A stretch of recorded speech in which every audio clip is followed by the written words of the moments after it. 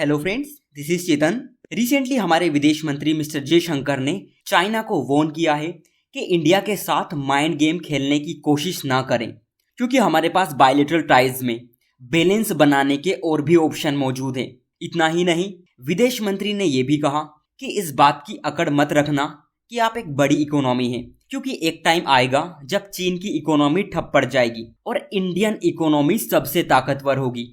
बहुत ही बड़ा ये स्टेटमेंट हमारे विदेश मंत्री जयशंकर का मैं कहूंगा कि उन्होंने चीन को पूरी तरह से एक्सपोज कर दिया, जो भारत के साथ माइंड गेम खेलता रहता है। समझेंगे क्या है पूरा इशू, चाइना इंडिया के साथ कौन सा माइंड गेम खेल रहा है, हमारे विदेश मंत्री ने और क्या क्या कहा, बहुत कुछ डिस्कस करेंगे। लेकिन इससे पहले आपके लिए इंपॉर्टेंट बात है कि आप हमारे व्हाट्सएप चैनल से जुड़ सकते हैं, जहां पर आपको सारी वीडियो की अपडेट्स मिल जाती हैं। वहीं अगर आप में से कोई सिविल सर्विसेज की तैयारी कर रहे हैं तो करंट अफेयर्स से रिलेटेड माइंड मैप वहां पर प्रोवाइड किए जाते हैं, जिससे आपकी तैयारी और भी बेहतर हो सके।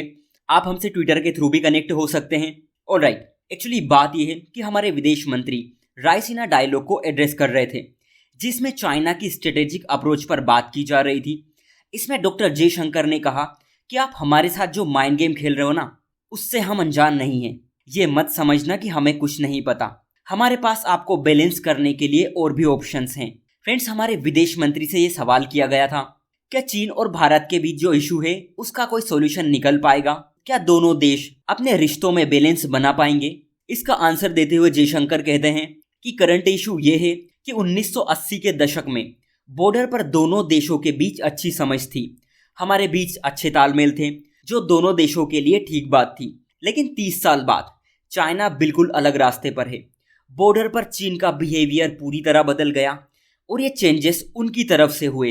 उन्होंने ही पूर्वी लद्दाख में नॉर्म्स को, उन नियम कानून को तोड़ा। फिर हमारी तरफ से भी धक्का मुक्की हुई, जिसकी वजह से दोनों कंट्रीज के बीच तनाव पैदा हो गया। जयशंकर आगे कहते हैं कि ऐसी सिचुएशन पर पहुंचना जहां दोनों देशों के बीच बैलेंस बन जाए, फिर इस बैलेंस को बनाए रखना और टाइम टाइम पे इन्हें रिफ्रेश करते रहना, ये एक बहुत बड़ा चैलेंज है। फ्रेंड्स, यहाँ इनका मतलब ये है कि अगर हम सोच रहे हैं कि इंडिया चाइना रिलेशन में बैलेंस बन जाए, जो कि अभी बिगड़े हुए हैं, ये बिल्कुल आसान नहीं। क्योंकि एक कंट्री इसमें चेंजेस करने की सोचेगी तो दूसरी कंट्री इसको अपोज करेगी और फिर से यही सिचुएशन क्रिएट हो जाएगी जो आज है।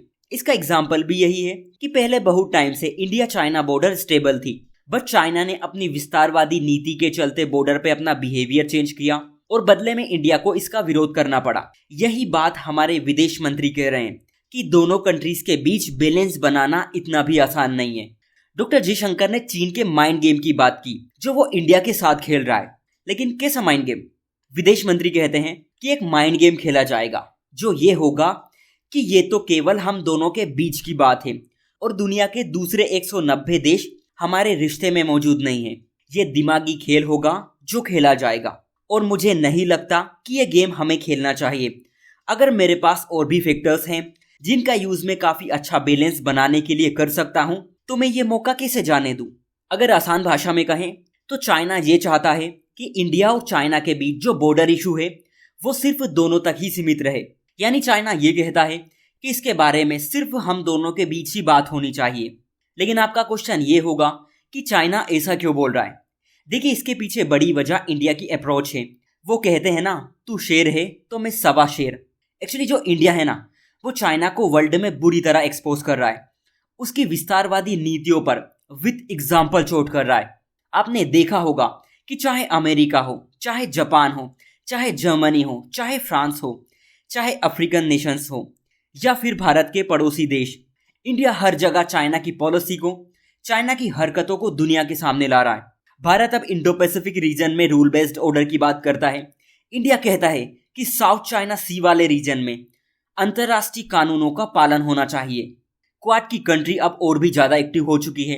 इंडिया के साथ चाइना की जो बॉर्डर है उस पर अमेरिका और वेस्टर्न कंट्री ये खुलकर बोलती है कि ये इंडियन बॉर्डर है।